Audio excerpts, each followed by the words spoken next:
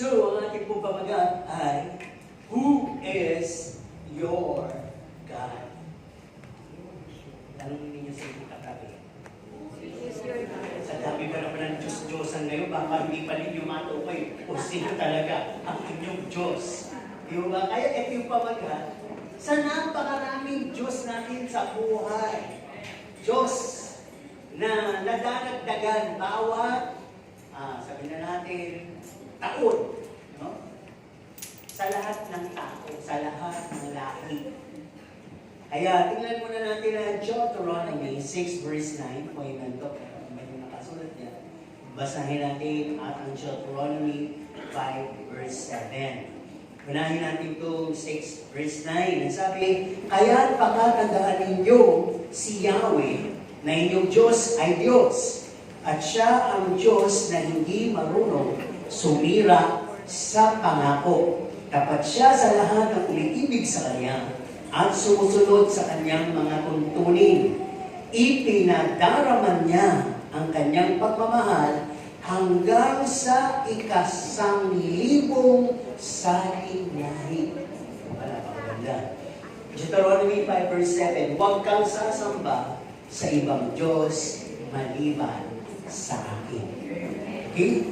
Kaya sabi nga, maraming Diyos, yung small g, ano po, nilikha ng tao ayon sa kanyang paniniwala, komitiya, ano po, o imahinasyon, replika, mga santo, no? Kasama rin dito yung lahat, yung nasa kalawakan, nasa mundo, nasa ibabaw ng lupa, nasa ilalim ng lupa, nasa ilalim ng dagat. Kaya may tagubilin, huwag kang gagawa ng Diyos na may katulad mula sa kalangitan, sa lupa, kailaliman o kailaliman ng dagat. Binawal pero nangyari, ano yung bawal? Yun ang ginawa. Kaya sabi dito, ano kung nga halimbawa ng mga Diyos na to? Simulan muna namin ito doon sa araw, sa kalawakan, nandun yung araw, yung buwan, yung mga bituin, yung mga tao naman, nanilikha ng mga kapwa-tao, yung si Buddha, si Muhammad, si Allah, o sino pa man, ano po? Sa mga hayop naman, nandyan yung baka, nandyan yung unggoy, pati daga, yung mga India, di ba? Hindi sila kumakain ng mga karne. Dahil inisip nila, ang espiritu ng kanilang mga yumawi nandoon. At mga Diyos yun, ano po? At kahit na nga yung malalaking puno, bato, kahit na bundok, at kahit na malalaking karagatan, na basta may puwersa, hangin, lahat yan, iniisip nila Diyos. Ay, hindi nila inisip, nilikha ng Diyos yun. Hindi yung Diyos. Ano po ba? Kaya kung titignan natin may mga self-acclaim din. Ano po? Sila Brother Manalo, Brother Tibuloy, Brother Almeda. Hindi man sila sabing Diyos, propeta ng Diyos, o sugo ng Diyos, mas magaling kay Jesus. Ano po? At meron din akong mga ginawang santo ng tao, ng mga tao din naman ng unang panahon, si Maria, si Pedro, at hanggang ngayon mga bayani, si Rizal, Diyos na rin. Ano ba? Kaya kung titignan po natin, still, ano po, all of those are supported by miracles. Lahat kasi yun, o ilan sa kanila nagpakita ng mga himala, nagpakita ng mga origins, factual stories, yung mga tinatawag na, ano ba tawag dito? Ang pinagsimulan, di ba itawag ito? Ang alamat, yan. Ang alamat na, ganyan, di Orduha, alamat ni ganito, di ganyan, kung bakit siya naging Diyos, ano? Kaya kung tinilang po natin, lahat naman sila ay may strong evidence na ginawa, unusual, peculiar, at talaga very convincing. Di ba ngayon, pag nagbukay ng bangkay at medyo buo pa, halimbawa 50 taon na natin o 10 taon na, at hindi pa nasisira, anong ginagawa ng tao? Diyos yan. Pahiran natin at ipahiran sa ating katawan gagawin tayo. Di ba? Ang daling gumawa ng Diyos. Pero titignan po natin, bakit? Kasi wala kang basihan. Hindi mo binabasa ang Biblia. Kaya sabi ito nakalulungkot, still nowadays, no, gods are increasing. Dumadami ang Diyos. At baka meron ka nito. Hindi masama kung meron ka nito, pero pag nauuna to, ito na ang Diyos mo, Diyos-Diyosan. Ibig sabihin, maaaring ito ay wealth, relationship, ito ay possession, family, business, no, hanap buhay, trabaho, mga ipon, at yung sarili mo. Matatawag po yan, Diyos-Diyosan.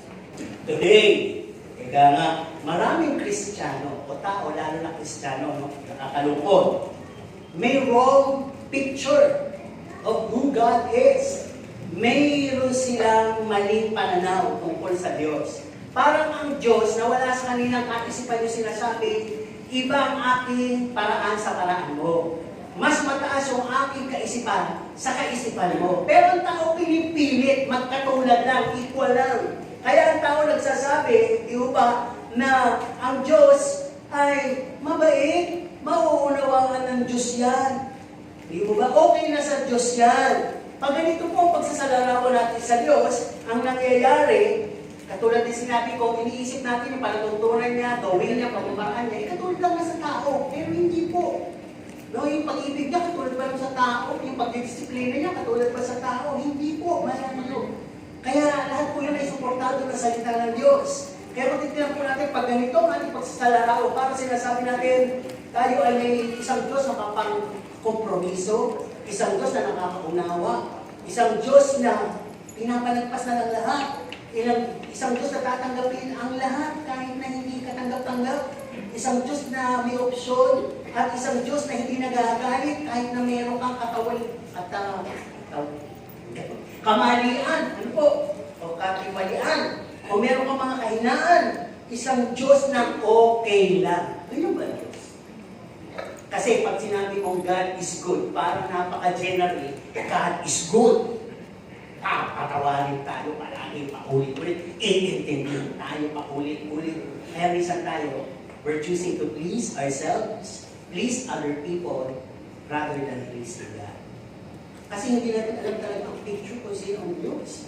Hindi natin naiintindihan kung ano ang Diyos sa sinasamba natin. Ang sabi dito, we are just entertained and emoted, feeling through some songs that we often sing. Bakit ito tinatalakay? Yung kanta kasi pagsamba sa Diyos. Tunay naman marami tayong kinanta. Halimbawa, kinakanta natin yung God is good all the time. Ano daw? God is good all the time. Ano yung susunod doon? And all the time, kahit balik-balik ka rin po, God is good all the time. Kung all the time talaga na ang Diyos ay mabuti sa'yo, dapat all the time sa Diyos ka. Good siya.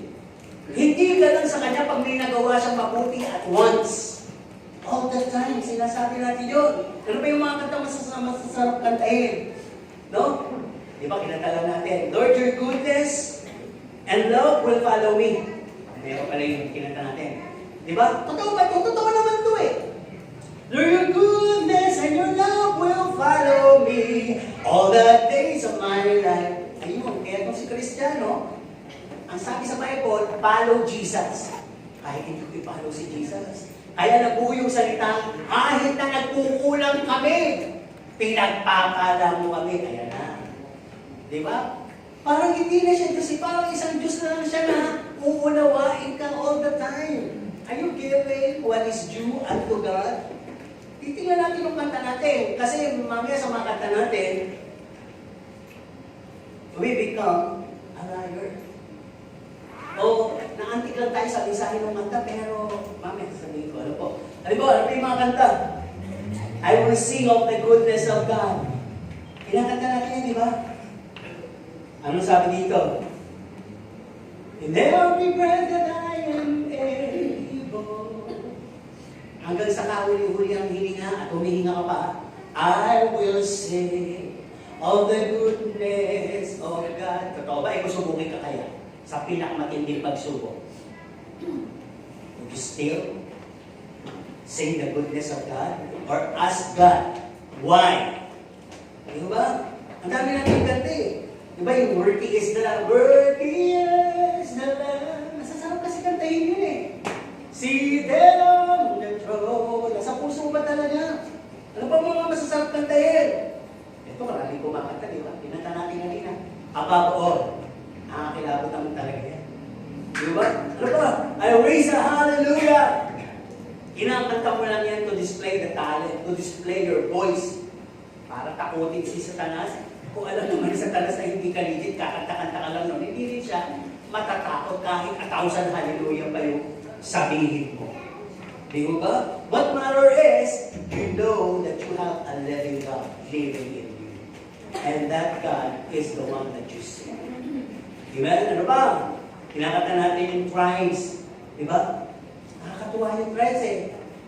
No? Ano sabi? Ano sabi dun sa parang hindi natin maintindihan? No? Eh, lalo na kung kinakanta mo lang yun, pagkasama mo yung jowa mo. Eyo, jowa. Eyo, jowa. Diba? Dapat naiintindihan mo. Wala kang katulad.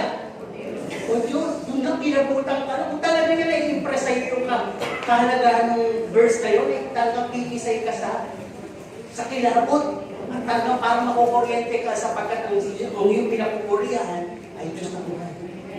Di ba? Ano ba? O yung usong-usong kanta na yun, di ba? Holy forever. No?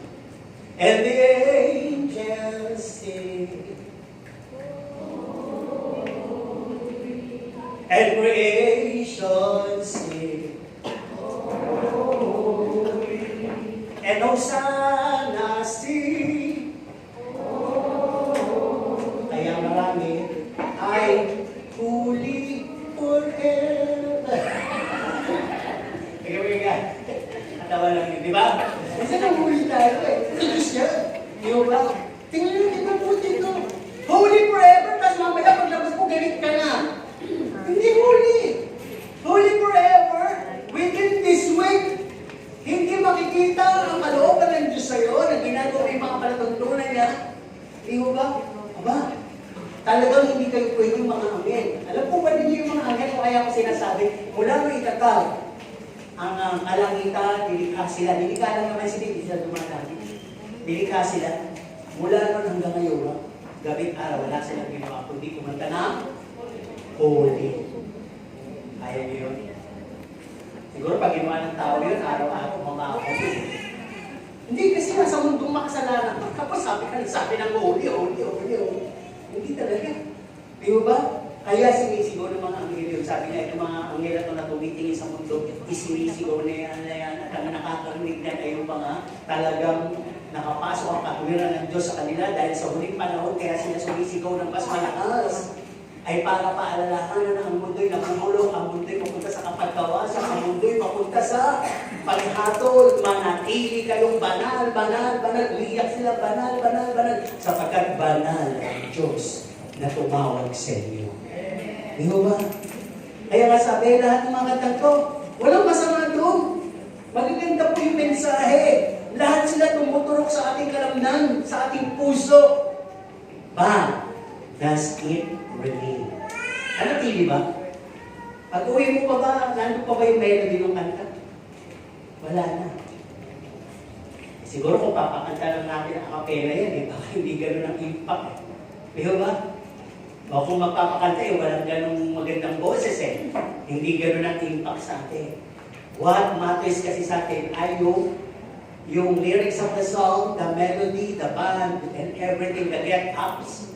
Pero yung inner worship dapat yung meron tayo na nakatuo sa nag-iisang buhay na Diyos. Buhay na Diyos na habang kinakanta natin yun, sinasangkap tayo. Sinasangkap. Kaya tingnan po natin, sabi dito, do we really find its essence in our lives? Kanta lang po kahit walang sermon, kaya tayong i-revive. Sa araw-araw nating buhay, magkakaroon tayo ng faith walk, magkakaroon tayo ng trusting and obeying. At kahit na may long suffering tayo, nananatili tayo sa Panginoon. Dahil yung mensahe ng mga kantang yun, buhay sa atin, nang ikinanta natin sa Panginoon, ang sabi, when you give your praise to God, blessings come down, at ang blessing na nandun, ang isa sa blessing na pumanakog sa'yo, ay yung presensya ni God. Kasi sabi, when you praise, God will inhabit your heart. Temple tayo eh. Kaya pag nagpuri ka, yung buhay na Diyos, hindi mo nakikita, pero dapat nararamdaman mo, titira sa'yo. Kaya kung titira sa'yo yan, yung sinasabi kong faith walk, trusting and obeying, long suffering, makapananatili ka. Diba? Amidst na meron kang mga pagsubok. Alam mo kasi assumers tayo eh. Tayo na ito, hindi ko pinipira sa sarili ko. Parang sumingero lang tayo. Sumingera. Parang palagi natin. Na pag nakagalong tayo, nakita tayo ng Diyos. Nakapagbigay tayo. At nakalain tayo ng Diyos. Sumunod tayo. Palakasin tayo ng Diyos. Umibig tayo. Iibigin tayo ng Diyos. Di mo ba? Parang enough na yun. Okay na yun. Pero sa tingin dito, kababawan po lahat yun. Wala talagang humahanap na magkaroon ng malalim na relasyon sa Diyos. Di ba? Palalimin pa natin ito. Pag sinabi kasing malalim, parang monga na yan. Ayaw mo nang umalis talaga, overseas ka, ayaw mo nang mahiwalay sa Diyos, ayaw mo nang umibig sa iba, ayaw mo nang magkaroon ng mga bagay na pansanlibutan. Pero hindi naman tayo hayaan ng Holy Spirit na maging panatiko. Kung meron naman tayong ganong mga desire.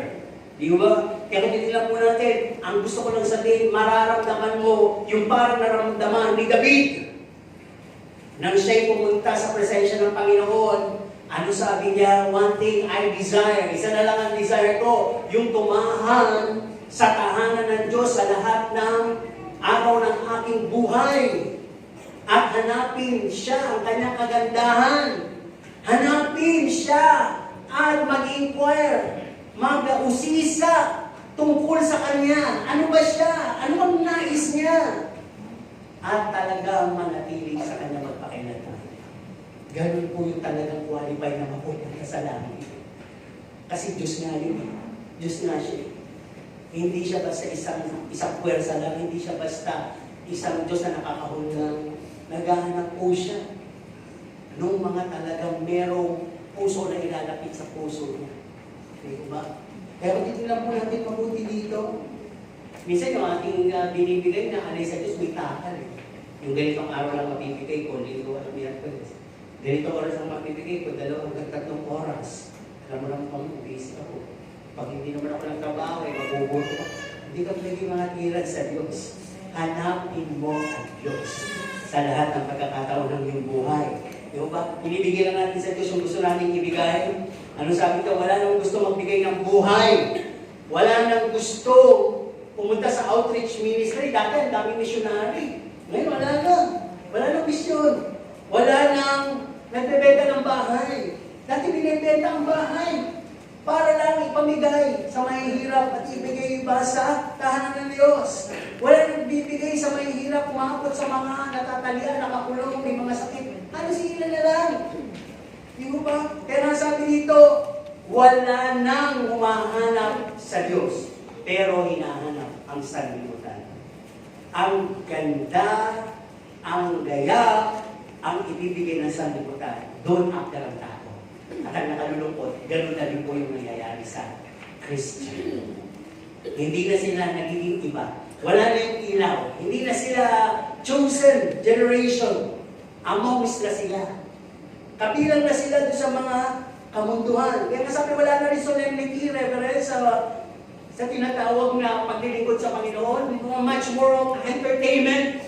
Paano ba natin mapapasigla yung tao? Dapat may aircon, paano pasukin tayo? Magagandang ilaw, magagandang matatalent ang mga nganta, magagandang manutog, magagandang presentation, magagandang upuan, magagandang envelope, para lahat sila ma-attract dyan. This is church, and this is not an entertainment place. Hindi ka pumunta dito para entertainin ka. Pumunta ka dito para sambahin mo ang Diyos. Unahin mo ang puso mo na ihanda at buksan at lahat ng meron ka, ialay mo sa Diyos. Yun ang Diyos. Di ko ba? Kaya nang pagtitilang po natin, variety na ngayon, di ko ba? The gospel is twisted. Ang mga maraming pasal, hindi na sasabihin yung katotohanan para wala na lang masaktan, lahat na lang mananatili. Yung katotohanan is hidden. At yung faith na dapat meron sa tao ma-build up, mangyayari niyan, faith na kapalaran. Yan ang decision mo eh. Yan ang choice mo eh. Pastor, pag ako ba'y naglingkod sa Panginoon eh, may makasiguruhan pa. Bahala na sa Diyos. Hindi na rin natin mabigay yung kasiguruhan. Hindi na natin alam yung mga verses na Isaiah 1:19 that if you are willing and obedient, you shall be eating the best of the land. Wala na yun. Nakalimutan na natin yung mga pangako. Yung Philippians 4:19, parang isang keychain na lang siya. My God can supply all my needs. Di ba ba? Parang keychain na lang. Kaya kung titignan po natin, pag nagbasa ka sa aklat ng Deuteronomio, marami po dyan mga palatuntunan, utos, pertaining ka. Bigyan ko lang kayo ng ilan kung sino ang Diyos. Ang sabi sa Deuteronomy 4:24, He is a jealous God. Kaya huwag mong sasabihin, ang Diyos walang pakialam. Ang Diyos ay Diyos, makapangyarihan sa lahat. Alam niyang lahat. Alam niya talagang lahat. Kung inuuna mo siya o inuhuli mo siya. At sa po'y nakikinig mo doon. Kayo nga, di ba, may failing. Boyfriend nyo, jowa nyo, hindi kayo i-text, hindi mag-update sa inyo, hindi dumating sa oras, kaya tampo kayo. Di ba? Eh, tao yun. Naaamo lang. Pero ang Diyos, seryoso siya sa sinasabi niya. Diyos niya, hindi siya tao. Diyos. Di ba? At ang sabi dito, inihipo niya. Pag sinabi inihipo, pwede niyang lagyan ng salot. Hanggang sa ikatlong henerasyon. Hindi ka sumusunod sa Panginoon, hindi mo na pinapalo eh. Hindi ka. Pero yung ikatlong henerasyon mo, baka sa anak mo, sa apo mo dumating yung palo. Di ba? Ganun. Magbaros ang Panginoon. Kasi sinabi niya ng kanyang salita, suportado ng kanyang salita. Deuteronomy 5:7, Don't worship other gods except me. Ito lang yung pinag-uusapan natin. Huwag kang sasamba sa ibang Diyos. Ano ba yun? Pinakamababaw na halimbawa nito, anumang bagay ang mas mahaba na ginagawa mo, pinagtutuunan mo ng pansin, at umahadlang sa Diyos. Wala ka ng panalangin, wala ka ng pagbabasa ng Bible, Diyos-Diyosa. Gadget. Diba? Social media. Pagkata. Pleasure, kain, tulog, saya. Magdasal ka. Pagod na ako. Diba? Hindi natin napapansin, pero yun po ang mga Diyos-Diyosan sa kapanahon na ngayon. Kaya dito sa Deuteronomy 5:9, don't make any graven image. Alam niyo na ito, unit ka lang ng mga santo. Sabi nga doon sa Isaias pa, hindi ko na kinuha talata. Ano kamampangan to? Nakukuha, pumunto ng isang magandang kahoy, inukitan, nung makukitan, yung nakukitan ay ginawang Diyos. At yung pinagkukitan, sinulog. Itong Diyos din, susunugin mo. Yung pinagkukitan, di ba? Kaya doon sabi kamampangan, imbis na sambahin ang lumikha ng sasambahin. Ayan. At alam niyo, hindi man kayo lumikha, may lumikha ng sasambahin niyo. Gadgets ulit. Napakakiti ng gadgets. Hindi kaya, parang talagang, hindi niyo po napapansin sa ulit panahon, ang tao mawawala ang kanyang atensyon sa Diyos. Di ba? Ang Diyos, meron na siyang nakahandang palatuntunan niya sa lahat ng makakalimut sa kanya. Pero hindi nyo mapansin kung kayo pamilya, kahit yung pamilya nyo wala na kayong usapan. Kakain kayo, isang kakain kayo, nagsiselfone pa rin kayo. Diba? Lalabas kayo kunyari, banding ko punta kayo sa party, hindi kanya din naman kayong dala. Na cellphone. Diba? Yan ang sumisira sa mga relasyon ngayon. Dati, sabi mo sa mga anak ko, dati yan sa jeep, makakamit ka lagi ng kaibigan dahil hindi makakausap. Diba? Wala na lahat ng nakasakay. Nagsiselfone na rin. Maraming nasasakasay, namamatay, nahuhulap dahil sa gadgets. Di ba? Lahat yan. Hindi ka bumili ka ng ginawa ng tao. Pwede naman yan eh. Pero lagyan mo ng oras. Lagyan mo ng panahon para doon. Hindi lahat yan ang uubos ng oras. Sabihin nyo na yung mababaw lang na rason ko. Pastor, video ba yun? Oo, sige. Pero sana talagang pinakabasa ko yung Bible mo dyan. Di ba? Ano ba? Deuteronomy 5:11. Don't take the name of God in vain. Dadalakin na natin ito, the previous sermons. Yung sasabihin mo lagi, panunumpa mo, alam ng Diyos. Yung sinasabi. No? Ang Diyos ang nakakaalam. O kaya naman ay bibigyan mo ng hindi magandang refleksyon yung buhay mo. Kristiyano ka nga eh. Dinadala mo yung pangalan niya eh. Tapos nakikita ka ng pagiging wild. Tama ba yun? You are just taking the name of the Lord in vain. Walang kabuluhan yun. Tandaan niyo po, Diyos siya. Tandaan natin, Diyos siya. Deuteronomy 6 verse 5. No? Sabi dito, love the Lord your God sa lahat, buong puso, kaluluwa, lakas. Di ba? Nasabi nila, minsan araw ng linggo wala ka, o minsan araw ng linggo tinatanghali ka. Bakit? Sabado, pinagod mo yung sarili mo. Kilala mo yung sarili mo. Kung alam mo, hindi mo kaya yung pagod, huwag kang magpagod dahil bukas, araw ng linggo, ipaglaan mo yung araw ng linggo sapagkat sa Deuteronomy pa rin nakasabi, o sinasabi, sa'yo na yung 6. Pero yung isa, ilaan mo sa Panginoon. Palatutunan niya yun. Kung may Panginoon ka, ilalaan mo yun sa Panginoon. Amen?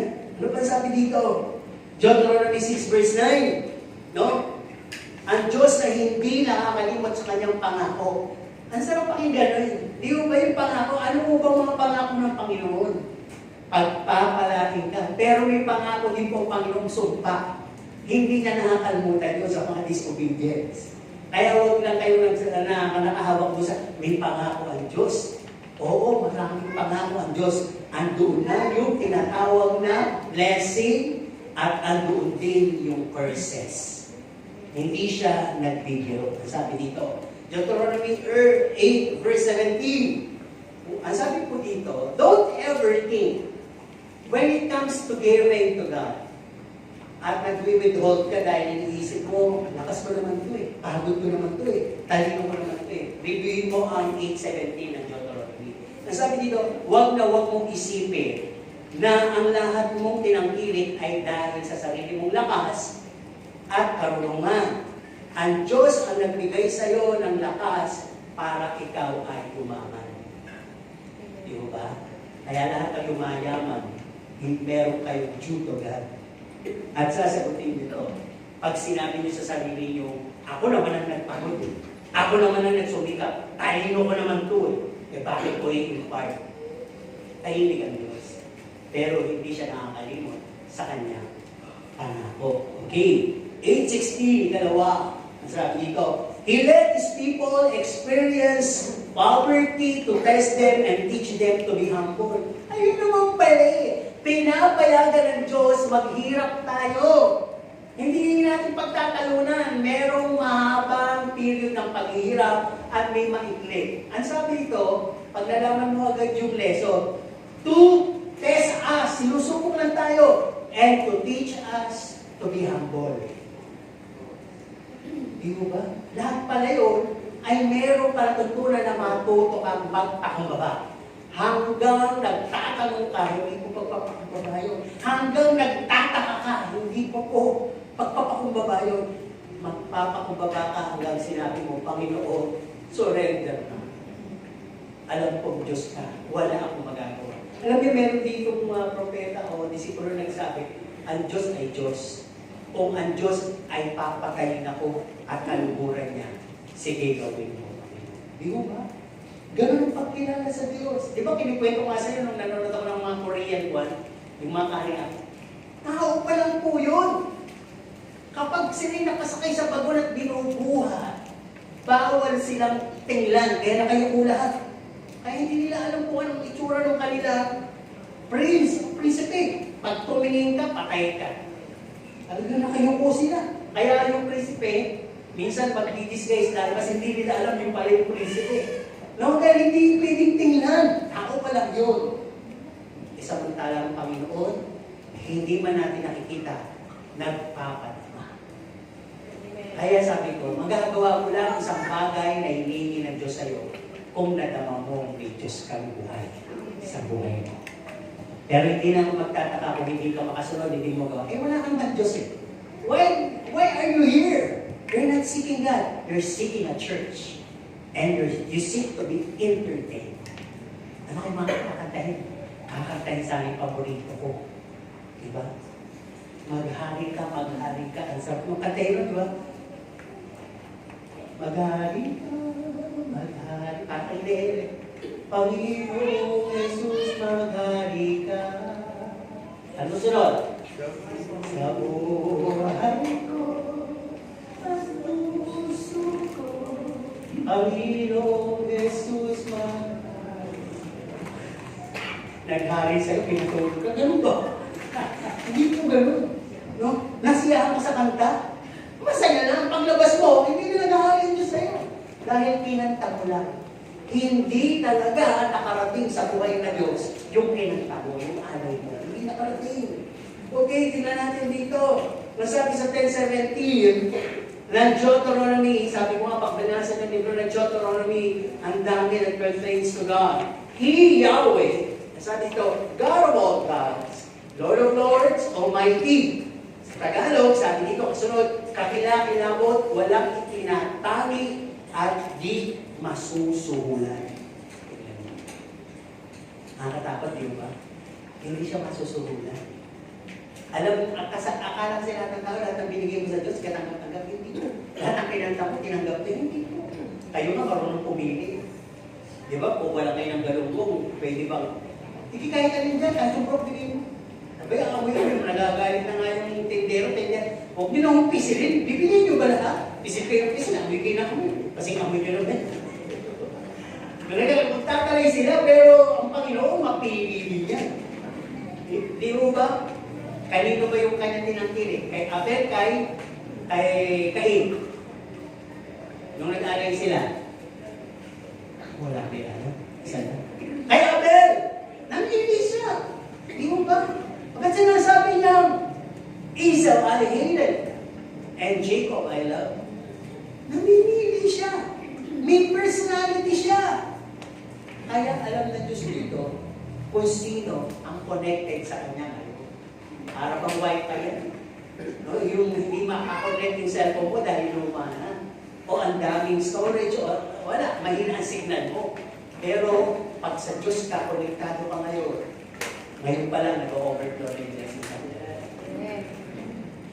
1 week ahead, 1 month ahead of you, year ahead of you, ang daming blessing ng Panginoon sa iyo.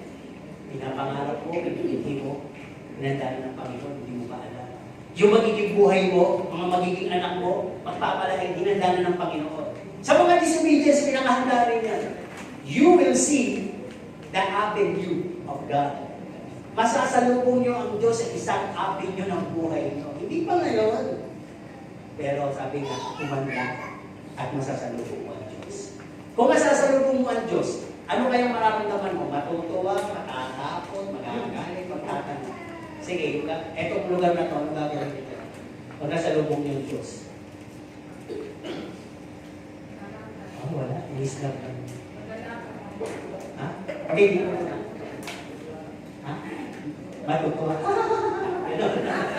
Sige, kagay naman. Pag nasalubong niyo ang Diyos. Ayaw ko na magsasabi. Matitigilan. Ay, yung bandang to, anong response ka pag nasalubong niyo ang Diyos? Yaya ka. Yaya. Ikaw lang. Eh, iba. Yayakap na rin. Paano na din yun? Pag ito, luluhod. Eh, dito, walang niya. Ano? Mag-aamit. Traditional na. Mag-bless. Alam niyo po, nung ko nakita eh. Alam niyo, wala naman tayo ibang... Nababasa niyo ba yung Ecclesiastes? 12 verse 13. Wala naman tayo ibang gagawin kundi ang magkaroon ng banal na pagkatakot at sambahin ang Diyos. Yun lang. Kaya na tayo, ikabalik tayo sa basic. Wala ang lahat ng ito kung wala ang tunay na pagsamba sa buhay na Diyos. Pagsamba po ang kinakailangan natin pag nakita natin ang Diyos. Tanong, unang bahagi, sagutin o itanong nyo sa inyong katabi. Tanong nyo ito ha. Who is God? He or we? Sige, tanongin nyo. Sino ba ang Diyos? Ikaw o ang Diyos? Sige, tanongin nyo sa katabi nyo. Ano sagot? Alam mo na. Hindi ka tumigil ka, mamaya, hindi ka ka. Mamaya, sira ka. Hindi, parang ginagawa Diyos ka eh. Pag ako tinigil, sira ka mamaya, sira kita. Di ba? Minsan kala lang natin, natatawa tayo sa tanong, pero minsan, ang sagot po doon tayo. Hindi yan. Okay, begin with the question. Kaya ko tinanong yun. Simulan mo sa tanong. Sino ba ang nagre-present sa buhay mo? Ikaw o ang Diyos. Sino ba ang nag-decide? Ikaw o ang Diyos. Sino nag-uutos? Ikaw o ang Diyos. Sino ang gumagawa ng kondisyon ng opsyon? Ikaw po o ang Diyos. Sino pumipili? Ikaw ba o ang Diyos? Sige, sumunod kayo. Yung totoong sagot. Kayo o ang Diyos? Kayo. Tayo. Di ba? Inuutusan natin Diyos. Dasal natin ng dasal. Panginoon, payamanin mo. Panginoon, pagpalain mo. Wala ka pang pagpupuri, wala ka pang magsamba, puro ka na sa ng pag-iit. May, para pang nanay, tignan mo ko kape. Nanay, ang dami aking dami. Nanay, Diyos mo pa siya sa'yo. May halimbawa kasi tayo dito. Di ba? Ang sabi dito, lahat ito patungkol sa Diyos. Maraming Kristiyano, halimbawa lang to. Pag malayo, tinatamad tayo. Ayoko. Ayaw tayo sa mundo. Ayoko, layo.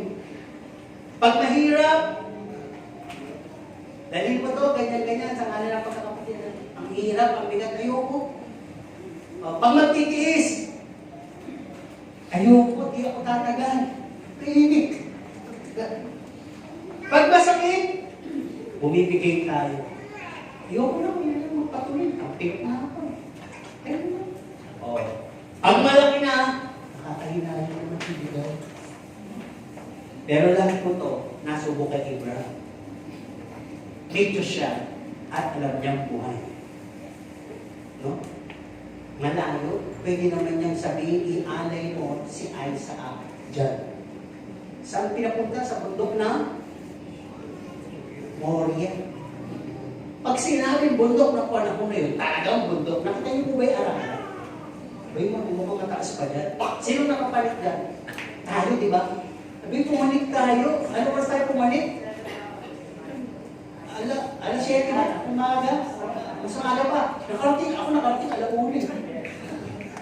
So, kakaupo, kakainom, napagod tuloy. Pagbaba, mas mabilis kasi napapadulas ka. Mapilay-pilay ka. At pag uwi mo sa kaya, hindi ka nakatayo, parang ang pininaya. Diba? Sakit ang puwet mo, sakit lahat.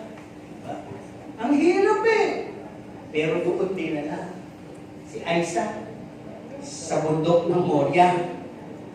Mahirap. Ginawa niya. Aba, dala niya na yan. Si Isaac, meron pang pakiramdam na mabigat. May kahoy pa. Gagawa siya ng apoy. Ang hirap nun, ha? Di ba? May pagtitiis. Napakainit kaya. Tapos talagang yung damdamin mo, ang sakit, di ba? Tinitiis mo yun. Nakatagal po siya.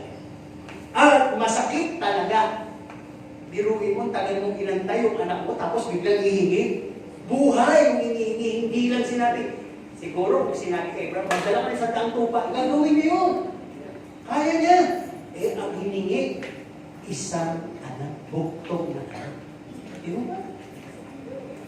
At ang sabi dito, pag malaki na, manghihinayang tayo. Nanghinayang ba si Abraham? Dahil alam niya, si Isaac, galing sa Diyos. Kung ang Diyos ang humingi, kaya niya palta ng tusa, trisa, orsa, paisa.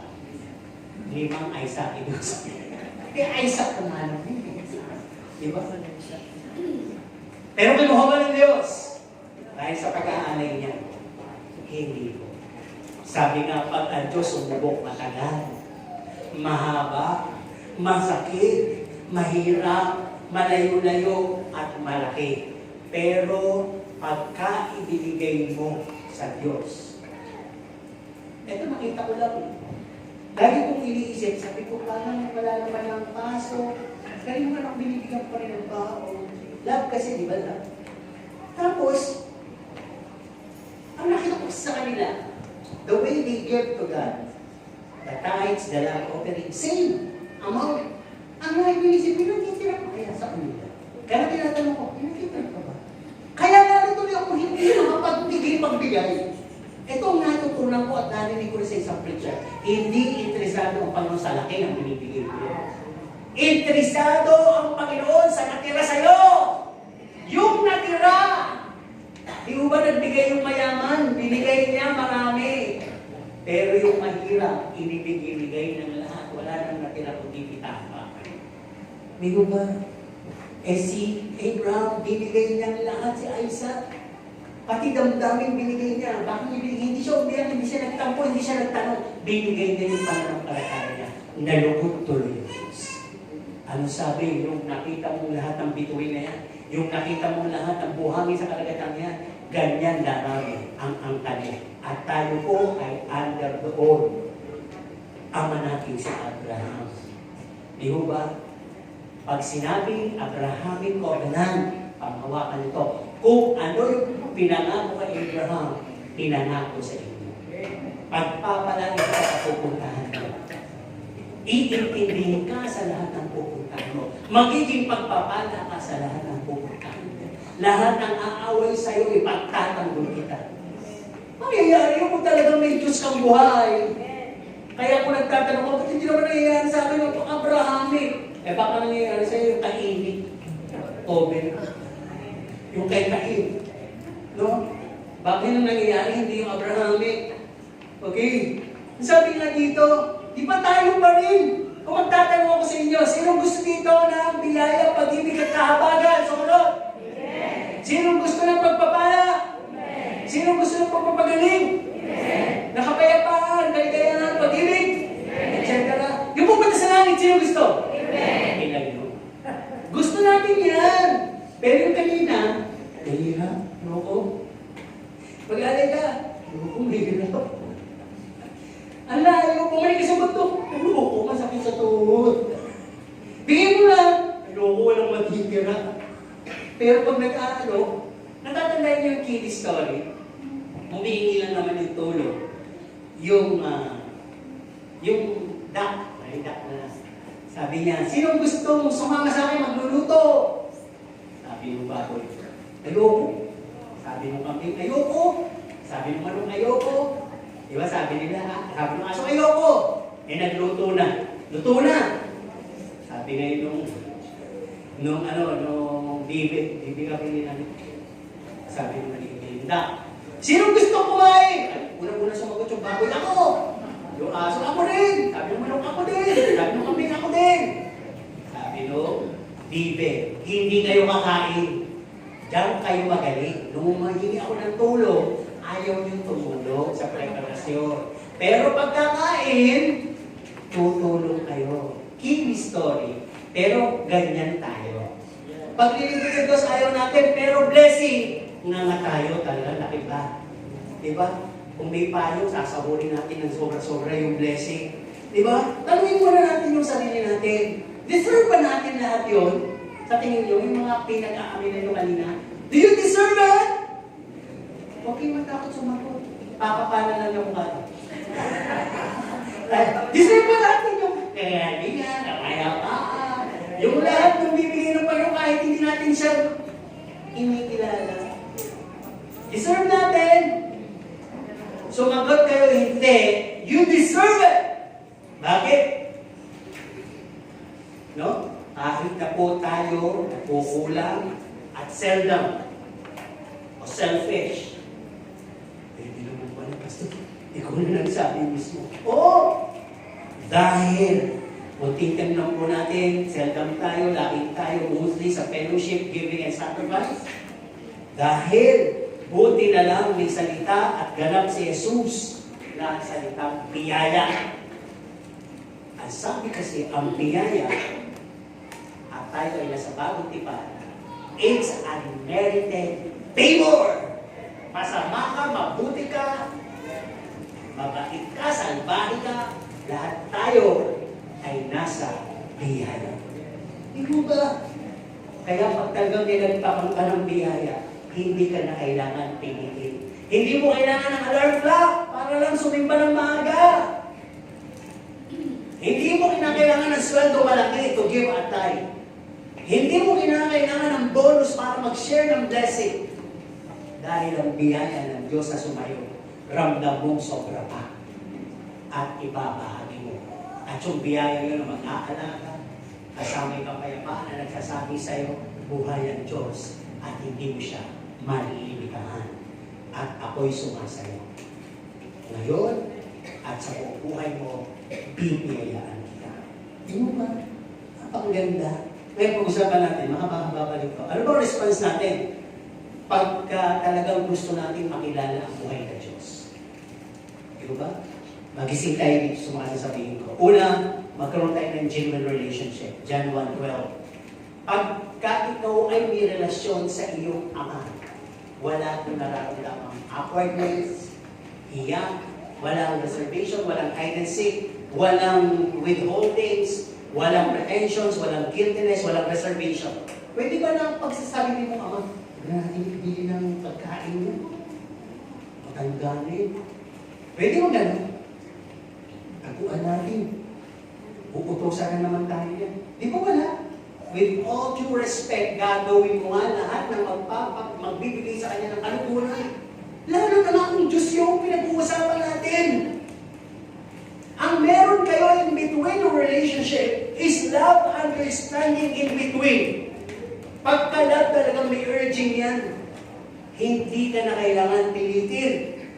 At sabi nga, may access tayo anytime you can call the Lord God, Abba, Father. Genuine relationship. Number one response. Pangalawa, no? Seeking Him earnestly, longingness, to feel, to converse with Him, to interaction with Him. Yung bang bilang Kristiyano may relasyon kang genuine, hinahanap mo siya. Sino din yung pagkagising hinahanap yung magulang para mag-bless? Parang gano'n. Hinahanap ko kayo salita niya. Paggising sa umaga, ano sabi doon? Naaalala ka. Sige, kanta pa. Nasasabing ang puso ko. Makapiling ka. Ano susunod? Hinahanap, tama? Amawit, umaawit, sumasamba, sumasayaw sa'yo. Diba? Ano yung lahat ng yun? Di ba pagbibigay ka ng kulang sa Ama? Yung ba napakaganda pagbigay ng relasyon sa Diyos? Yung talaga, you're seeking Him earnestly. Pag you're seeking Him earnestly, ano oras tayo kasimula dito? 8:30, 9 na nga minsan. 5 pa lang na dito. Diba? May kanta yun eh. Early in the morning will I rise up and say, di ba? Kahit si David, naranasan niya talaga yung relasyon niya sa Diyos. Di ba? Napakatindi. Ano ba? Tandaan po ninyo, pag wala talaga yung genuine relationship, hindi nyo siya hinanap. Wala pong power kahit may ministry kayo. Walang power na maramdaman sa inyo. Sarili yung power yung ginagawa niyo. The people are not blessed. The people are maybe astonished or amazed and blessing. Yung ba? Wala. Okay. Pag lumalapit ka sa Diyos, sa San 26 you must have this faith. Simple na lang. Faith. Dahil sinabi dito, sa Hebrews 11:6, huwag kang lalapit sa Diyos kung wala kang pananampalataya. Hindi maaari. Pwede ba yun? Lalapit ka sa Diyos at pabago-bago ka ng isip. Di ba? Kaya kung titignan po natin, no faith at all is not pleasing unto Him and we cannot be mended by God. Hindi ka pa magpapag-ministerihan ng Diyos. Kaya kami talatang mapapalad silang bagamat hindi nakita ang Diyos, naniniwala kay Diyos. Sino naniniwala kay Diyos? Amen. Yung naniniwala kay Diyos, gising. Dahil kahit na may nagsasalita sa harap nila, ang Diyos ay sumasa kanila. Tingnan po ba? Sumasa atin. Hindi natin patatagalin na ba? We must respond or our response to God with fear and trembling. Ito narinig lang natin parang pala sa faith. Fear and trembling, fear and trembling. Ang ibig sabihin nun, may takot at panginginig. Tingnan ba yun? Sino dito yung naka-experience ng sa sobrang takot mo? Alam ba, umalis yung takot mo, kinatatakutan mo. Nababalikan mo parating pa nun eh. Sumisigi ka na ng tayo, nagliligpit ka. Yan naramdaman namin kay Pastor. Kay Mami. Marami pala tuntunan, bawal manood ng TV ng sobra, bawal yung dadating siya, may hugasin, bawal yung maduli ang bahay, pag hindi mo kami sa looran, bawal yung lahat, bawal yung maduli ang damit, bawal ang laro, bawal ang hindi kakain, lahat bawal ang nagsasarap mo. Ay, talagang ganun yung disiplina. Kaya hanggang ngayon namin, takot pa rin yung iba. Tanda na, di ba, wala akong dapat, pero marami pang takot. Parang gano'n. Kung kilala mo ang Diyos, takot ka. Takot kang magpabaya. Takot kang tulugan siya. Diba siyempre, kung takot kang makakatulog ka. Takot kang magdamot. Takot kang maging selfish. Takot kang awayin yung kapwa mo. Dahil takot ka sa Diyos. Mahal kayo pareho eh. Ganun. Preserve ka. Napalatuntunan ng Diyos. Alam mo, hindi ka na kailangan paulit-ulitan pa. Kaya nga sabi, pag may takot ka, it is the beginning of knowledge and wisdom. Alam mo agad na ang gabayan ng Holy Spirit kung ano yung nakatutuwa sa Diyos, kung ano yung nakakalinis, kung ano yung ayaw ng Diyos. Alam mo. At kung alam mo kung ano yung gusto ng Diyos. Di ba ba? Ano ba? Ang sabi dito, di ba yung isang, hindi ako na rin, yung katulad ng mami ko na dati ko, mami yan, strict ko, may sa kapagay na tayo, sarap ng tao. Pastor na ako, napapagalitan pa ako pag may campaign, bigyan ko talaga. Kaya nagano na lang ako ka-disiplina dati sa di ba? Sa mga campaign natin, nakababa na lahat ng chapters, ang mga tagagapan nasa sasakyan pa. Pagbaba, naka-formation pa, parang ROTC. At pag sinabi ko kalbukan, wala natin, parang okay mo. Di ba? Sobrang tapang na mali na nakikita ko iba parang ito pa rin yung takot. Ibang chapters pag nakikita ko, yung parang nabalitaan nila. Kaya lang, ibig sabihin, pag sa Diyos na, at alam mo yung palatuntunan ng Diyos, kabisado mo, you're gonna work out your salvation. Katulad ng magulang ko sinasabi kanina, bagamat natatakot ako, pag nadadala ko yung gusto nila, na-please ko sila, si Daddy gusto nila tayo dito, hilaw na hito, pili ko basta hito. Diba? Pag si Mami naman, ano na yung mga matatamis pastillas, kahit na parang pagdating mo tumitang ko, napapangitik. Di ba pag napangiti mo yung masungit, parang higpit, masaya ka na rin? Parang gano'n. Eh, Diyos hindi mo masungit eh. Diyos siya. Basta Diyos siya. Bigay mo yung sa Diyos. Sarili mo. Okay? Ang sabi, Ecclesiastes 12:13, this is the whole duty of God. Fear God. Do your duty and fear God. Okay, ano ba? Consecrated for Him. A response to God. Matuto ka ibuod mo yung sarili mo. Hindi ka na sa mundo. Sa Diyos ka na. Di ba pag mahal mo isang tao, kaya mo magtiis na huwag tumingin sa iba siya na nagtitingnan. Kaya mo magbigay ng oras para sa kanya dahil mahal mo eh. At sabi, mahal mo, hindi pwedeng hindi ka magbibigay. Bibigay ka talaga ng kung ano mang galing sa'yo para masuportahan yung sinasabi mo. Mahal mo siya. So ganun po ang Diyos. Consecrate yourself. Ano ba? Ang ating mga response. Presenting yourselves as living sacrifice. Meron tayong pag-usapan dito. Sabi, holy and acceptable. Mamaya isusunod yung holy and acceptable. Ang sabi, presenting ourselves as living sacrifice. Pwede ba yung living tayo, di ba? Sa Old Testament kasi, pag nag-offer siya, pinapatay. Ba't pinapatay? Ibig sabihin, para yung lahat na yun sa Diyos na yun, hindi na makakawala doon sa pagkaka-alay sa Kanya. So hindi naman po kakainin yun eh. Yung dugo, savor ng Panginoon. Yung mga lamang magaganda, para doon sa paring nag-alay. Yung mga lamang loob at dugo, iba-iba pa, susunugin yun. Susunugin na.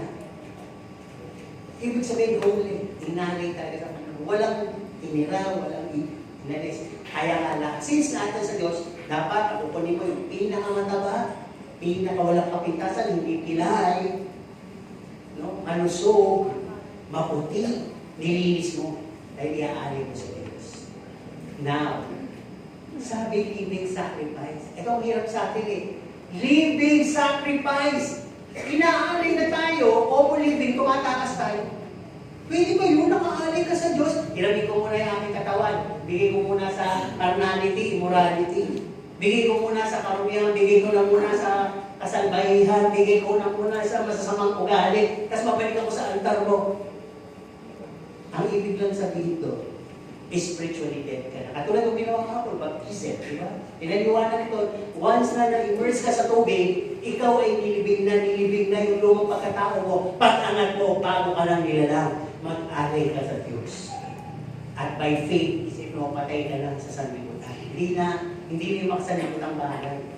Kaya yung alay mo doon, yung living sacrifice. Ano sabi dito? Punta tayo sa pangalawa. Ang sabi dito, sa susunod, holy and acceptable. Kayo ba, meron kayong palatuntunan? Di ko ba, nagputos kayo o hindi kayo bibili? Bili mo ko ng kamatis. Anong klaseng kamatis? Ano sasabihin mo? Kahit ano? Kahit may lamok, wala ka. Kahit ano? Ganun ba kayo? Di ba kung may nagpapabili, bili mo ako ng kamatis, gusto ko yung manibala. Gusto ko yung makula. Di ba, gano'n? Bili mo ako si Boys, gusto ko yung sarado. Gusto ko yung puti, gusto ko yung violet. Eh, nung dumating, binili sa'yo, kulay orange. Pwede ba yun? Kaya dapat may palatuntunan. Ang Diyos may palatuntunan eh. Kung paano mo gagawin yung alay. So, meron din po siyang sinasabi, kahit na New Testament, may palatuntunan. Kung babasahin ang Romans 12, 1 and 2, sabi ng ating Apostol Pablo, ako'y namamanhikan, ialay ninyo ang inyong sarili bilang isang haing buhay. E kasunod, banal at kaaya-aya sa kanyang harapan. At ang sumunod na verse, no? Huwag ninyo, do not conform yourself to the worldly pattern, but daily renewal of mind para maintindihan nyo ang kalooban ng Diyos. Pag kayo rin nagawa ko, yung pag-aaring mo sa Diyos, hindi siya mapabahira ng pintas, hindi siya mapabahira ng kabulukan, ng compromise, at ang gabay ka ng Panginoon. Tandaan niyo po, nag-aalay kayo sa Diyos. Hindi kayo pa sa Diyos. Sa Diyos tayo nag-aalay. Okay, huling response natin, sabi po dito, kasama natin ang pagsamba ng lahat ng kabuuan mo, humility and brokenness. When we respond to God, seek, di ba kinakanta natin, Lord, I seek your righteousness. Lord, I seek your holiness. Paano ma-achieve yun? I come to you in brokenness. Ibig sabihin, pagpapangumbaba talaga. Ano mang pagmamalapit ka sa Panginoon, wasakin mo yung mga idols mo, wasakin mo yung mga maling akala mo, wasakin mo yung mga kayabangan mo, wasakin mo lahat yun. Diba? To lay my life at your feet. Sino ba dito yung pumunta ngayong umaga with a broken heart? Binuksan niya yung puso niya sa Diyos. Tapos ito yung kasunod ng pag binuksan niya yung puso niya. I long to see you face to face, to stand in awe at your throne of grace. Draw me to your lovely, holy place. Pag ano na nangyari, pag tumalo ka dito, paglabas mo kuskus, punong-puno ka. Dahil hindi ka naghanap ng simbahan, hindi ka naghanap ng mauupang maganda o panatag ka, inanap mo ang Diyos. At nagbukas ka ng Diyos. Tama naman yung panalangin, hindi kami papayag na lalabas dito na hindi kami puno. Eh mamaya naman, pag-uutos na lang sa Diyos yun. Para bang sa kapilitan. Hindi kami papayag, Panginoon, na lumabas dito na hindi puno. Pero ang diwa mo naman, wala sa Diyos. May kagalit ka, wala kang kapayapaan, selfish ka. Sa tingin mo, yun na lang nila yung mangyayari. Hindi. Dahil ang Diyos sasabi na dito, you cannot, hindi mo siya pwedeng tuksuhin. Ano man ang itanim mo, siya mo aanihin. Doon kukuha ang Diyos sa tinanim mo, sa ginawa mo. Ibabalik sa'yo ng mas marami. Okay, halos conclusion tayo. Sabi na dito, learn this. No? We go not for the church, assembly, fellowship, and gatherings only. Tama yun. May motivation na gano'n. Pero, we go and came here to seek God's presence. Yan yun. Hanapin mo talaga ang presensya ng Diyos. Huwag kang magmadali. Di ba? Hanggang saan po ba din yung solemnity at reverence? Mula simula, opening song hanggang closing prayer. Eh minsan pagkapos sa preaching, marami na nalabas na. Chika-chika doon. Kaya nga sabi nung announcement, huwag kayong lumabas lahat. Oo, sabi din sa nagpapati sa pinto, 5 muna, pagkabubalik isa, saka palabasin uli yung isa. Nag-ipo na ito, wala na itong crowd pagkatapos ng message eh. Kasi nakalagay sa bansin mo, ang pinakamahalaga dito ang mensahe, hindi po. Ang pinakamahalaga dito, lahat ng parte sa lahat ng parte niya, pagsambayan. Eh kung si prayer, eh lalo na, doon nga yung benediction eh. Doon ka pa lalabas. Isa ko kailangan nag-closing. Lalabas kayo, unang kasi ihihina ako. Pigilin mo na. Eh kasi aalis kami. Oo nga, bakit? Pagkatapos ng announcement, di ba? Doon ka umihi. Eh, nakami kasi iihi. Atigal ka. Pero kung paano pilosopuhan na lang. Kasi ang dami mong rason, kaya sinabi na namin gano'n. Lahat po yan, from opening song to closing, sa Diyos yan. No? Di ba ang hirap naman nun, nag-closing tayo. Ano po ba yung kahit nag-closing, ang nananalangin dito na, Panginoon, pagpalain mo po ang lahat ng iyong mga yung mga lumabas, bakit hindi nagsasama? Kasi wala naman sinabi, pagpalain niyo po lahat yung mga nandito, pati na rin po yung mga nagsiihi. Siyempre nakita, ako man ang bisita niyo, presidente kaya ako, titig lang ko lahat yung crowd. Ano kayong paggala? Pag nakita ko lahat, nakadamit ba, ginagalang ako. Walang gumagalaw, ginagalang ako. Di mo nga ako, masakit naman dyan niya, pero ginagalang ako. Di mo ba?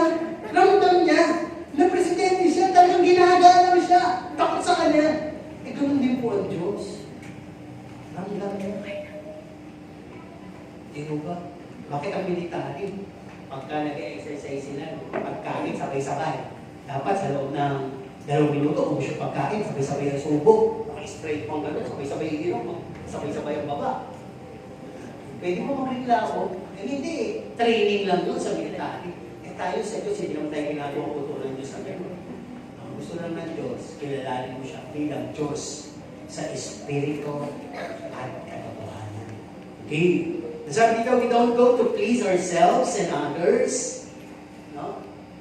And feel deserving among others. Deserving ako talagang dapat, napapansin ako. Ang dami ko nang nilagay. Nagtatlong hikaw na ako, meron pa sa iyo at nila, pag hindi pa talaga ako napansin. Pinapanan ko ng lahat talaga ng nilagay sa mukha ko. At ipinabango ko ng todo-todo. Gusto ko pag dumanak ko, lahat nakakatingin. Pero kinuha mo na yung kalawalhatian. Baka meron diyang may lighter, pag sinti, sumakapod ka. Natawa kayo, pero nangyayari po yung kanina. Sa mga anak ni Aaron, ay nagabat abigo yung kanilang sariling palatuntunan kasi sa pag-aaral. Okay, tingnan natin. We don't, nasabi pala dito dun sa pangalawa, we don't go to please, nasabi dito, we came to please God, pakinggan nyo to, and fully be broken and spilled out for God. Literal example. Si Maria Magdalena, siya yung diniliver ng Panginoon. Alam mo, may nagkaroon ng kainan, nandun siya. Dala niya yung pabango. Pinakamahal na pabango ng panahon na yun. Mahal. Ang ginawa niya, binuhos niya sa paa ng Panginoon at nilabish niya. Binuhos niya lahat, ginamit niya yung buhok niya. Ano ibig sabihin? Hindi lang offering, pati sa... Kasi ang here, crown of glory, pinakita may glory. Papahid ko kahit sa paanan mo. At hindi lang yung may kasamang pinakamamahalan mo. Alam mo, hypocrite na si Judas Iscariote. Nagmaganda ko sinayang mo yung papa mo, pwede natin ibenta yan, ibigay sa mahirap. Uy! Parang Kristiyanong gano'n Kanya yung magandang motibo. Asa mo talaga ng Panginoon? Yan na siya. Dahil kayo, minsan ko lang kayo makakapiling, di ba? Minsan na lang ako makakapiling. Pero kayo, matagal kayong magkakasama. Sabi ng Panginoon, sandaling panahon ako dito, wala ako, aalis ko. Di ba? Pero yan, yung mga sinasabi nyo, matagal kayo magkakasama. Doon yung pakita kagalaman. Di ba? Kaya mahiwagi yung mga sinasabi ng Panginoon, titignan natin. Okay, sabi dito, we don't earn years of attending and assume a heavenly reward. Mas matagal na ako, palasyo na siguro, tinayo ng Panginoon sa akin. Tagal ko na, malilit ko yan. Sabi, Pastor, dito na ako eh. Ang tanong, lumago ka ba? Baka ang tagal mo na bonsai. Pan-display lang yung bonsai. Hindi po nakikinapon ng bunga doon. Ang kinakailangan na pala yung nakikinapon siya ng bunga. Kaya sabi dito, we cannot say that the years we earn in serving Him could reward us this heavenly reward. At ang sabi dito, we apply faith and we must apply what we have heard and learned. Numerous time. Diba? As years pass by, we go deeper and deeper, knowing and serving God. Yun ang papakatanda natin. Halos dalawang point na lang. Sabi dito, we're not God. Hindi tayo Diyos. Sabi natin sa ating sarili, I am not God. I'm not God. Para magkaroon tayo ng pride, to be highly esteemed, o pagbingunan. Hindi habang buhay, feeling God tayo o master, may naghugas ng plato na, may nagsisilbi sa atin, may nagpapaupo sa atin, may nagbibigay sa atin, may pumupuri sa atin. Hindi tayo Diyos.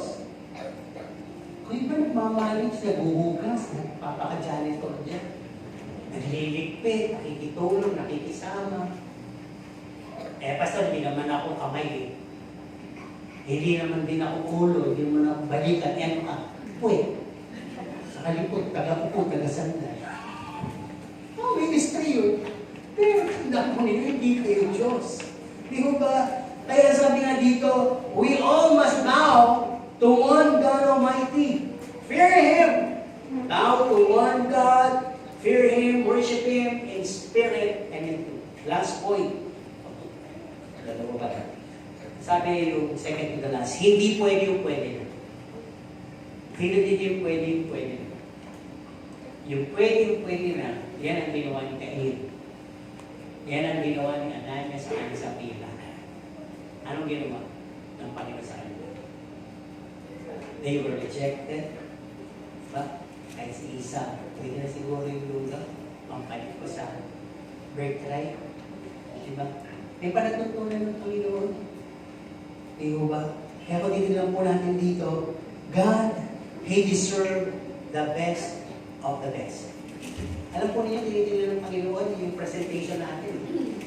Hindi naman yung sobrang ganda, tas ang yabang mo. Sobrang presentable, tas ikaw din na taas. Hindi. Tinitingnan ng Diyos yung wholehearted na pag-aalay sa buong puso. Yung kasama ka. Yung kasama ka. Okay, last. Ang sabi dito, only Him be worshipped and all the other God must be destroyed. Kaya yung tanong natin kanina, sino Diyos? Siya lang. Sino kinakailangan ibahin? Kung may katamaran ka, Diyos-Diyosan yan. Kung meron kang kasalbayan, katakutan, Diyos-Diyosan yan. Kung meron kang pinagkakabalaan, iban sa Diyos, Diyos-Diyosan po lahat yan. Wasakin niyo yan sa tulong ng Panginoon. At matuto tayong sumamba sa nag-iisang buhay na Diyos.